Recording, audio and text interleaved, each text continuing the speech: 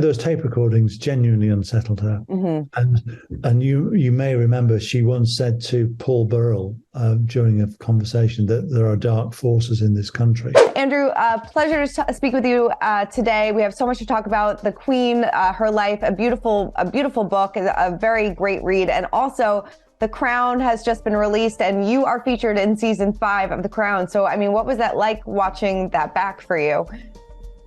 Well, it was like being transported back in time. It was quite unnerving, quite frankly, because the woman who plays Diana, Elizabeth Debicki, absolutely nailed everything about her mannerisms, her gestures, her speech patterns. And as she was talking about some of the contents of the tapes that we made half a dozen tapes or so with her discussing her life. It was like being in the room with Diana. I mean, I don't admit this lightly, but I was kind of shaking really with the verisimilitude of it all. Yeah, I know that you've been a consultant on The Crown. So were you a consultant on The Crown this season? And did you, and did you really, was this 100% accurately portrayed as how it went down between you, James, and Diana? No, of course not.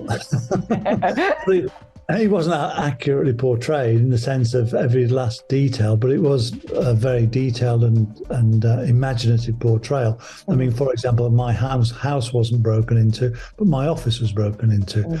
James was knocked off his bicycle, whilst he was carrying tapes and so on, and that was in Parliament Square, would you believe, just outside the Houses of Parliament. So that's all authentic. Did she really call you Clark Kent? Well, that was my nickname, yeah. Yeah, I love that. Because I'm 6'4" and wore glasses. I think that's so fantastic. I mean, did you realize at the time that your book would cause start this crisis for the monarchy?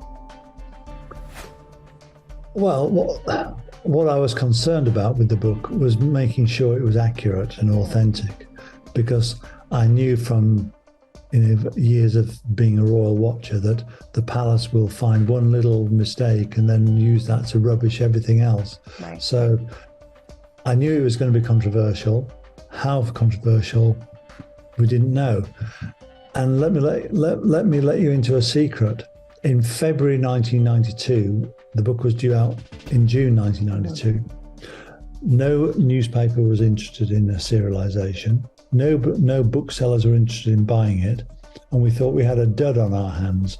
So it was just a remarkable turnaround that when the book came out, people were queuing outside bookstores to buy it. Why do you think that was? Did nobody want to, Why did nobody want to do it? Because there'd been lots of books on Diana and many of them hadn't sold very well. She may have been the golden goose who laid the circulation eggs, but a lot of booksellers thought, nah, not this time round. Right. Going back to they were soon kicking themselves. Oh, I'm sure they were. Biggest mistake, right? The Crown has gotten some heat lately. They had to add disclaimers to the show and things like that. What was your reaction to that as a consultant on the show? Well, I mean, it's quite frankly, I thought it was ridiculous. I mean, it's a drama. It's not a documentary. That's been said about 10 million times. Not everything in it is going to be authentic. It's about real people, some of whom are still alive. But that's the modern way with dramas. The whole thing about the LA Lakers, the winning game on HBO. Yeah. That's got Jerry Buss and various Lakers. I mean, who probably aren't that happy with it, but it's great. It's great and intriguing television. In Britain, we've had all kinds of dramas about, say, for example, the leader of the Liberal Party, Jeremy Thorpe, and his various shenanigans were conveyed in a drama called A Very British Scandal. There's nothing new about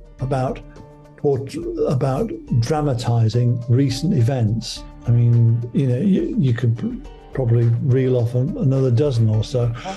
And I think that, ironically, Peter Morgan, the showrunner, has gone out of his way to try and be more sympathetic to Prince Charles, now King Charles, than some would argue he deserved.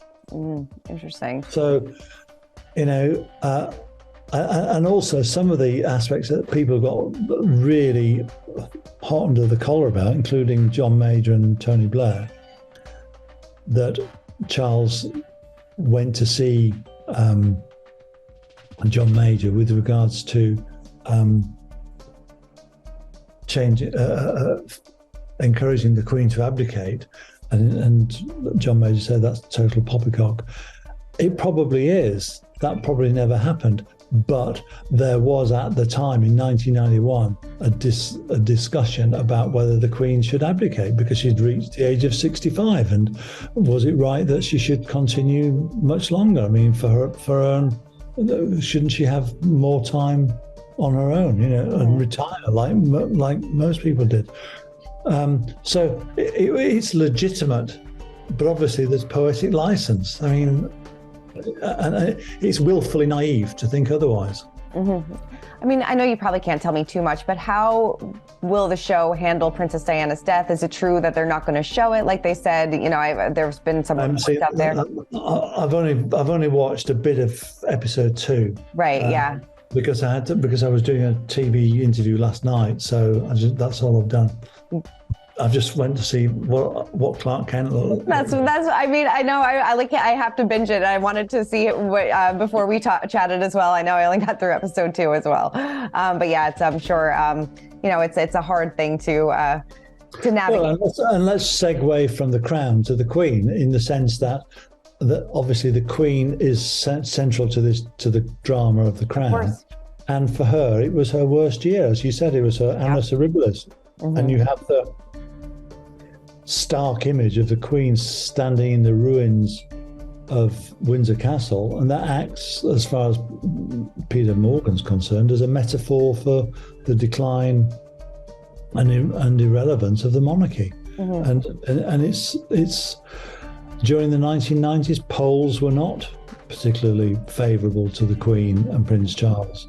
There was concern that whether he should become the king. Right. So it was a torrid time for the Queen, and I mean, she felt how many more punches can we take? There was first of all there was the Squidgygate tapes, then there was the Camillagate tapes. And then there were tapes involving conversations between Prince Andrew and Sarah Ferguson. And the Queen herself was saying to people, what have we done to deserve this? Because this is quite amazing. By any standards, it was a remarkable coincidence for 3 sets of tapes, embarrassing tapes, to come out within 8 months of one another. I mean, even if you didn't believe in conspiracy theories, you would have done having been confronted with that.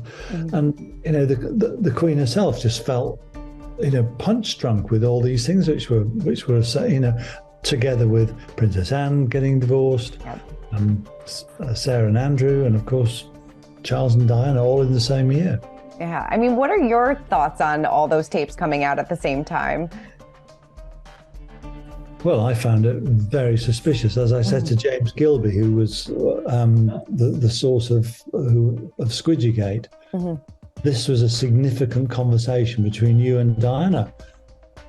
How come the irrelevant, the kind of "I'll see you at 7 o'clock, hope you've had a nice day" conversation, the quick, how come they weren't ever taped? How come it's significant conversations, not just between you and Diana, but between Camilla and Charles and Camilla, and between Andy and Fergie? I mean, I found it very, very suspicious. So I'm with the Queen on this one. It was baffling. It was, and baffling. It remains so.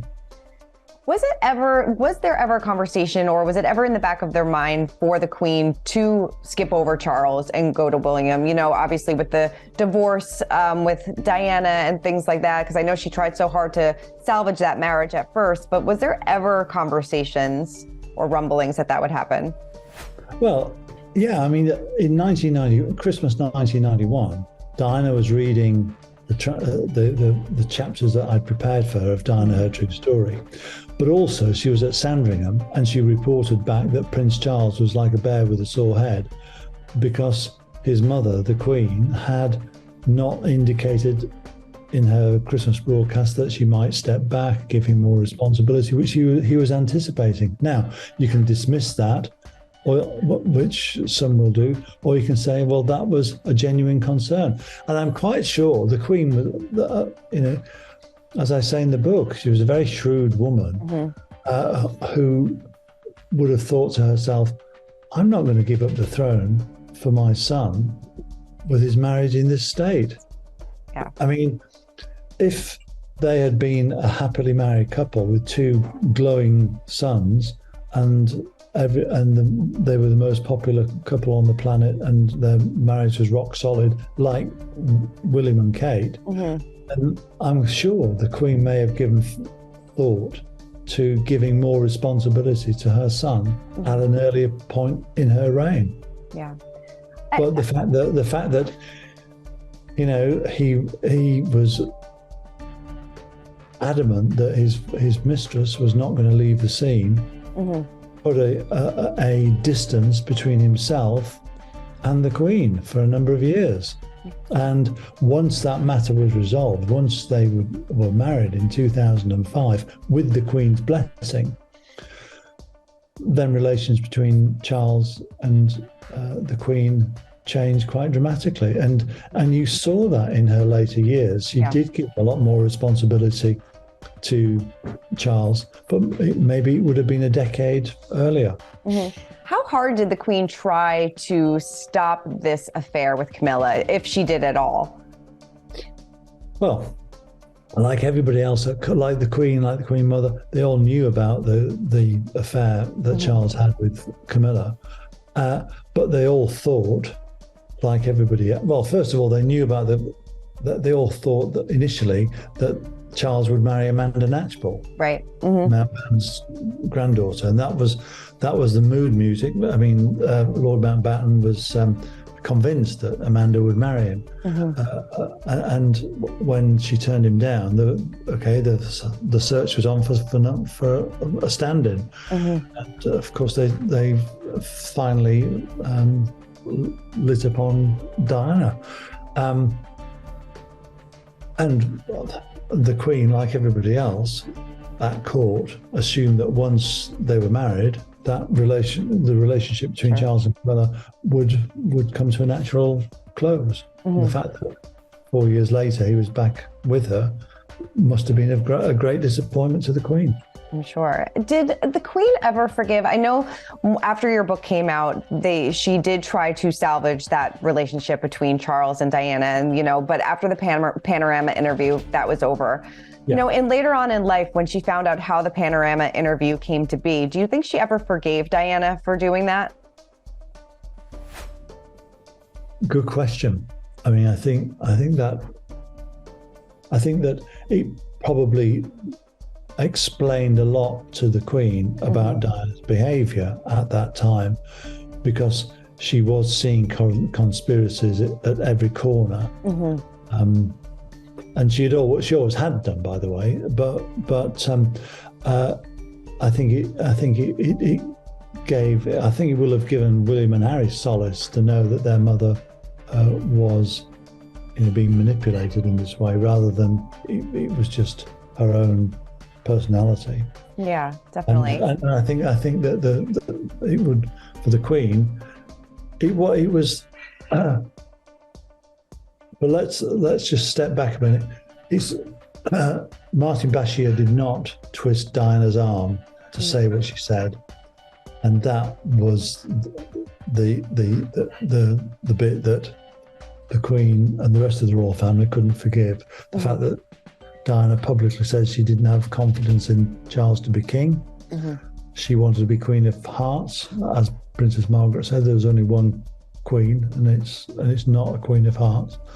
And so the Queen's policy throughout her reign has been to kick the can down the road and see what turns up. And she did that very successfully when Princess Margaret wanted to marry Group Captain Peter Townsend, a divorcee, and the time just ended that relationship. And with Diana and Charles, she felt and adhered to what John Major said in the House of Parliament. They're separating, but they've got no plans to divorce. Mm-hmm. So she clung to the idea, promulgated by John Major, that there was still a glimmer of hope, and she invited Diana to family events at Sandringham, Balmoral, etc., and also to several state occasions. Mm-hmm. Sorry. Sorry, go on. No, like you were saying, she kind of kicked the can down the road. She really didn't like to have those awkward conversations, and there was not a lot of. It took a lot to unsettle the Queen. You wrote throughout her life. So, what would you say was that maybe one or two moments that really did unsettle her? Obviously, 1992 was a terrible year, but what do you think were those big things that unsettled the Queen? Well, I think those tape recordings genuinely unsettled her. Mm-hmm. And you may remember she once said to Paul Burrell during a conversation that there are dark forces in this country. Mm-hmm. So, she was unnerved by that. I think just think of another example.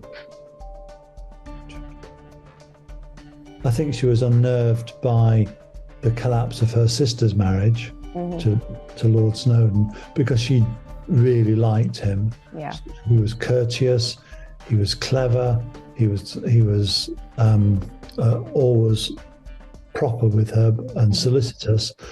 And he also, quite frankly, took her sister off her hands because she could be quixotic and quite mercurial, and he brought her in line. Mm-hmm. And so their marriage collapse was a great sadness for the Queen, especially as there were children involved. Mm-hmm. And it was with great reluctance that she gave permission for them to divorce, and she was just astonished and by her sister's relationship with Roddy Llewellyn, who was somewhat 15 years her junior. Mm-hmm. What we now call a toy boy. For more news content and exclusive interviews, make sure to hit the sub, like, and bell button down below, and visit usmagazine.com.